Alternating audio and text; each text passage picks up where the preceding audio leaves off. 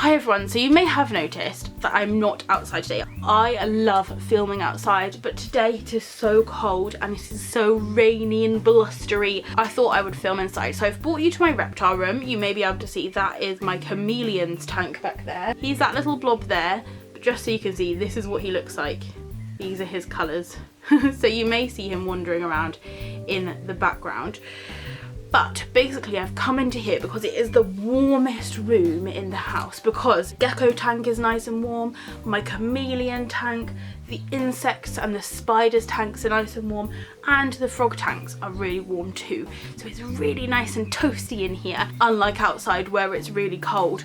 However, today I've got a story for you, and this story is brought to you by Mrs. PH. And you may also notice William the wolf in there too, maybe Batty Bat, and maybe Millie Mole. But they have asked to listen to a story which is called Snow, which I assume is going to be a very chilly story. So as it's so cold outside, we're going to be listening to a cold story.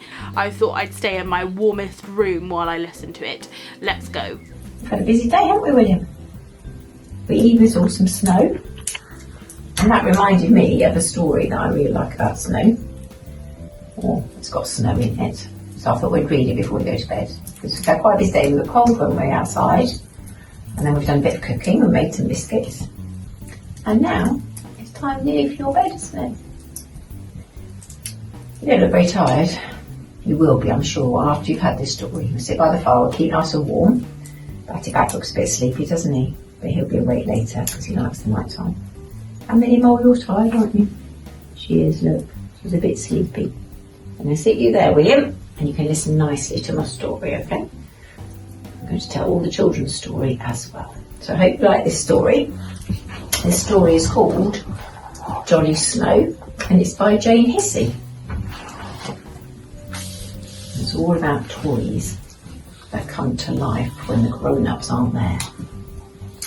It was very cold and grey outside, and Jolly Tall, the giraffe, had been gazing out of the window all day long. "What are you waiting for?" said Rabbit. "I'm waiting for it to snow," said Jolly. "Because it is winter." "But it doesn't always snow in winter," said Rabbit. "In fact, it hardly ever does," said Duck. "I know where there's some snow," said Little Bear. "It must be left over from last winter. I'll go and get it." So without waiting to explain, Little Bear rushed out of the room. And in a moment he was back again. He was carrying a large glass bubble. And inside the bubble you could see a little house. And there was a little tree covered in a tiny layer of white snowflakes. "Is that all the snow does?" asked Jolly, staring at the bubble. "Does it just lie around making things look whiter than usual?" "Of course not," said Little Bear. "That wouldn't be any fun. You can make it into balls and you can throw it." "Or slide on it," said Zebra. "And jump into heaps of it," said Rabbit. "And make footprints." "You can build things with it too," said Duck. "Goodness," said Jolly. "There doesn't look enough of it for that." Holding the glass bubble tightly, Little Bear jumped up and down, and a flurry of snowflakes leapt from the house and the tree and rushed around inside the glass. "Look at it now, he squealed. "But there's still not enough to make a snowball," said Jolly. "And anyway, you can't get it out," said Duck.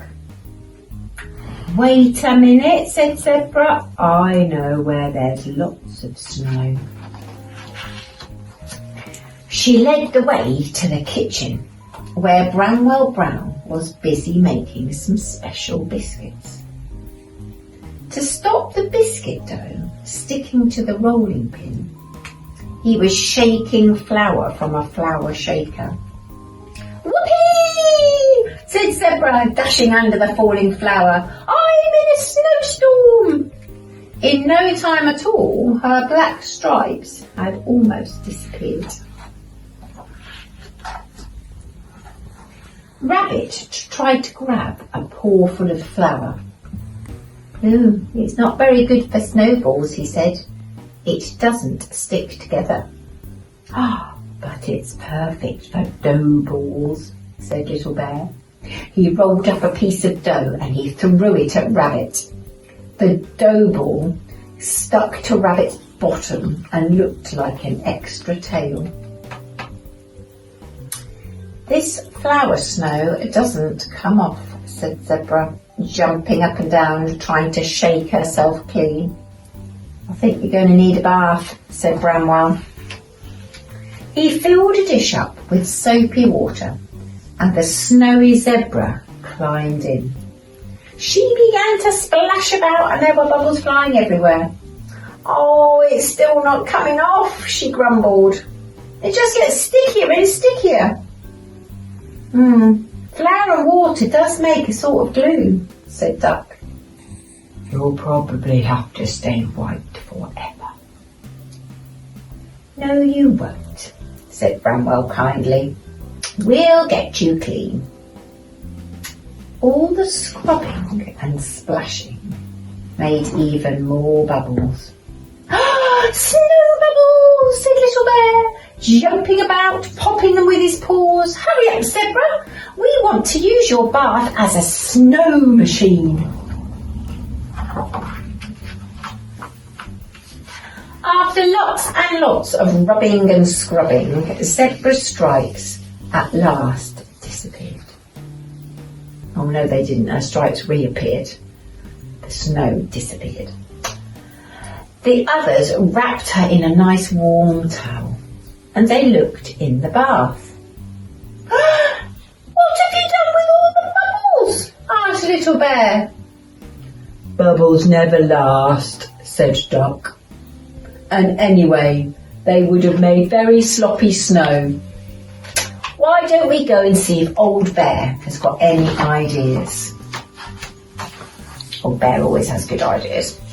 Old Bear was in the dining room cutting out paper decorations. He'd made some paper stars, paper bells and paper lanterns. He'd even made paper snowflakes. "You can't really play with these," said Little Bear, trying to slide on a snowflake. "No, you can't," said Old Bear, rescuing his decorations. "They're only meant for looking at." "We want some snow for Jolly," said Rabbit. "Snow you can play with." "What about these?" said Old Bear, scattering a blizzard of paper pieces all up in the air. "Oh, lovely," said Rabbit. "And nice and slippery too," said Little Bear, taking a run at a heap of them and skidding along on his bottom. "What we need is a sledge," said Rabbit, "or Little Bear will wear out his trousers." So he fetched a cardboard box and Bramwell cut away the sides. Duck tied a string to the front and they pulled it along to test it. "Now, if we had a slope," said Rabbit, "we could whiz it down." "I don't think I could," said Jolly. "I wouldn't fit in it." "Oh, never mind," said Bramwell. "You can help with the slope." Bramwell Brown disappeared into the bedroom and came back pulling a large white sheet. He gave a corner to Jolly. "Now," said Bramwell, "when the others climb on, lift up your end and they should slide all the way down." Rabbit and Little Bear pushed the sledge onto the sheet and they climbed in. "There's only room for two," said Rabbit. "Don't worry," said Zebra. "I'll slide down on my tummy." So as soon as they were ready, Little Bear called out to them, 1, 2, 3, go! Jolly and Bramwell lifted their end of the sheet. Nothing happened. "Wobble it a bit," said Rabbit. "We seem to be stuck." Jolly and Bramwell shook the sheet as hard as they could, and suddenly the toys found themselves sliding very, very fast to the other end. "Look Little Bear, as the sledge whizzed off the sheet across the room and crashed into the wall on the other side. Wonder what they've done, and if they've broken anything. Oh, I think we need a softer landing, said Rabbit, fluffing up his flattened fur and helping Little Bear to his feet. He piled up a heap of cushions against the wall, and then all three toys climbed bravely back onto the sheet. Ready, steady, go, they called to Jolly. Up went the sheet, down went the toys, straight into the heap of cushions, and as they landed, clouds of feathers puffed out of a little hole in one of the cushions and filled the room. Oh, look! It's feather snow! Cried Little Bear, making the hole bigger with his paw and jumping up and down on the cushion to make even more feathers escape. Very soon all the toys were jumping in the feathers. They rolled in them, they crawled in them, and they pulled them up in heaps. Is this like snow? Said Jolly. Oh, it's better, said Little Bear. It doesn't melt and it doesn't make you cold. Come on, let's put some around the windows, suggested Rabbit, and then it will look like real snow has settled there. So they climbed onto the windowsill and began to pile the feathers in each corner. When he reached the third pane, he stopped. He looked. And then he looked again. Somebody's already done this one, he said to the others.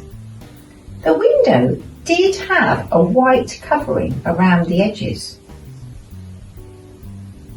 but it was on the outside. It isn't feathers, said Little Bear excitedly. It's real snow. All the toys crowded onto the sill and stared out of the window in amazement. Oh, now we can play outside, said Zebra. Oh, well actually, it looks a bit deep for me, said Little Bear. Oh, and a bit cold for me, said Old Bear. At that moment, Bramwell Brown came into the room carrying a huge plateful of his special snowflake biscuits. I think what you need is some of my snow, he said. Jolly Tall thought about the flour snow, the feather snow, the bubble snow, and the paper snow. Then he looked outside at the real snow, floating down. I really like all kinds of snow, he announced. But, he said, munching on a snowflake biscuit, Bramwell's snow is probably the best.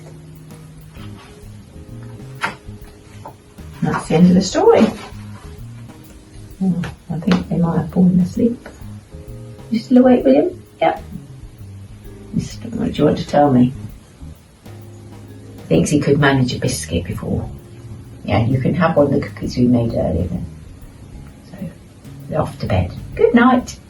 Wasn't that a fantastic story? And it made me think all about the different weather, because the weather at the moment is very odd, because sometimes it's really hot and sunny and then other days it's raining and it's really cold, but we haven't seen any snow yet. So my challenge to you is to think about what your favourite type of weather is. Maybe you like the summer months where it's nice and warm and sunny. Maybe you still like it sunny but you prefer it when there's a few more clouds.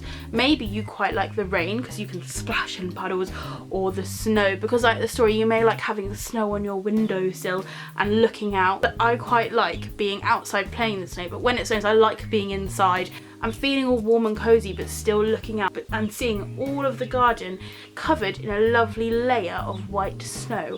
Maybe you're a fan of the wind because you like blustering along with it. Have a think about what your favourite weather is and then have a go at writing a persuasive letter to William the Wolf to try and convince him that your favourite type of weather is the best weather.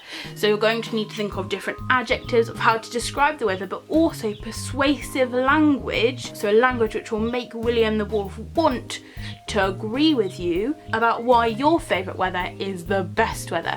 And if you want to send it to my email address, I will show it to William the Wolf. So thank you very much for watching, and a big thank you to Mrs. PH, to William Wolf, to Millie Mole and to Batty Bat for the story. If you do have any questions or comments for me or for any of them, please do leave them down below, and I will see you really soon.